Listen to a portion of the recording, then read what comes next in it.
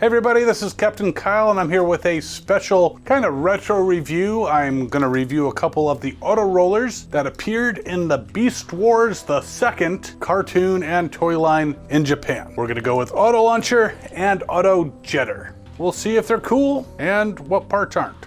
Be right back.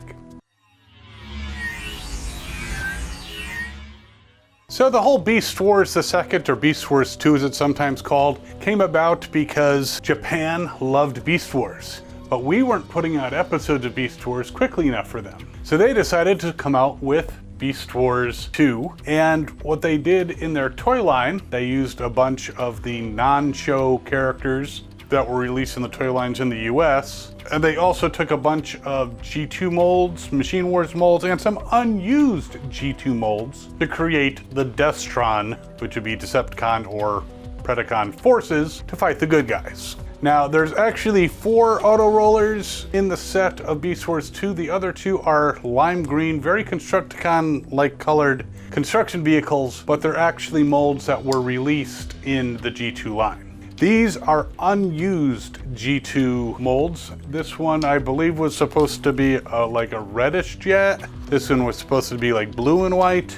We don't know what their names are going to be, but they were repurposed for the Beast Wars 2 line. And they had a whole cartoon, and LioConvoy, who was a new mold, was the leader, and then, had a bunch of new troops. It was cool, and eventually there was Beast Wars Neo, but that's a whole nother story. These guys are pretty interesting. The gimmick is that you can roll them forward, and if you flick the switch, which is in the back, to either side, it will automatically transform as you roll it in whichever direction. So here he is in bot mode. I pull him back and he collapses into vehicle mode. Now with Autolauncher, as this one is called, you do have to adjust the arms, and he is actually the only one that has a separate weapon. The others just had posts in their arms to launch missiles, whereas Autolauncher has 2 missiles that attach to its arms / whatever these things are called in vehicle mode. And he had a little trunk that you could put his handheld launcher in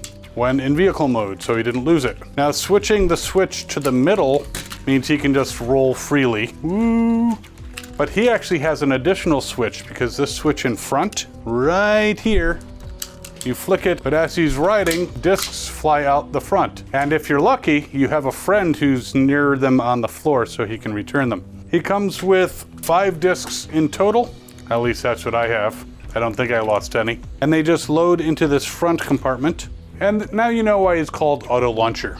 So I'm gonna flick that switch so he can roll without causing my friend to crawl around on the floor any more than he already is. Now, it's a pretty cool launching mechanism, and like I said, it's good to have people around who can return them who throw badly. So Autolauncher is a pretty cool toy. It would have been cool to see the G2 version of this, but we'll have to go to an alternate universe if we want that. Autojetter, actually I think he was green and orange was the original colors for G2.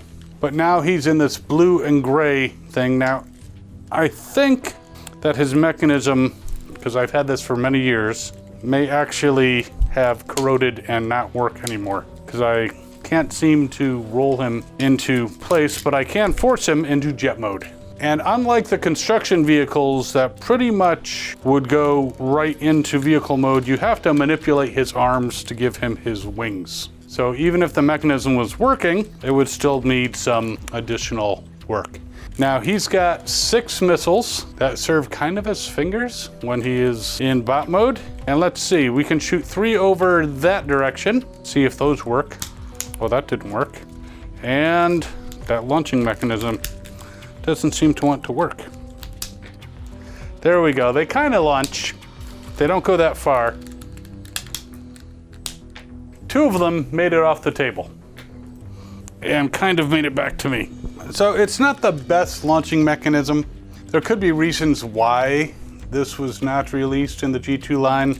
If you get one, definitely check the mechanism, because yeah, this one's fried. But he still displays very well, and it's still a worthwhile toy to have. But Autojetter and Autolauncher were kind of part of the workforce of the Destrons in Beast Wars 2. They are pretty cool additions to your army of Cybertronians. Since there's supposed to be millions of them, the more the merrier. So when Autojetter is in bot mode, again, you need to manipulate the arms a bit. but he looks very intimidating with those 2 racks of 3 missiles apiece coming right out of his arms. Say hello to my little friends. But of the 2, I think Autolauncher is a bit better because 1, his mechanism works, and he does have the separate weapon, and even has head cannons. If you want to launch his chest discs in bot mode, you have to flick the switch and then just turn the wheels.